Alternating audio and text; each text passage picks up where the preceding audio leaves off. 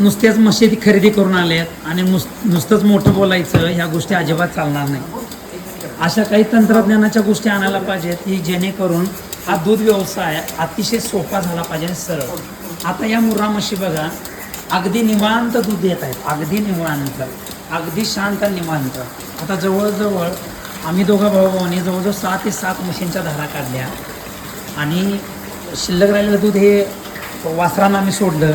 आणि अशाच पद्धतीने ही सगळी जनावरं ही मिल्किंग पार्लर आणि मिल्किंग मशीनवरती आपण आणलेले आहेत. आणि धंदा इतका सोपा करून ठेवलेला आहे की त्या काम करणाऱ्या कामगाराला सुद्धा हुरूप यायला पाहिजे आणि काम करणाऱ्या कामगारांना सुद्धा आनंदानं अशा पद्धतीचं काम करायला पाहिजे. इतकं प्रचंड ताकद ह्या तंत्रज्ञानामध्ये असते.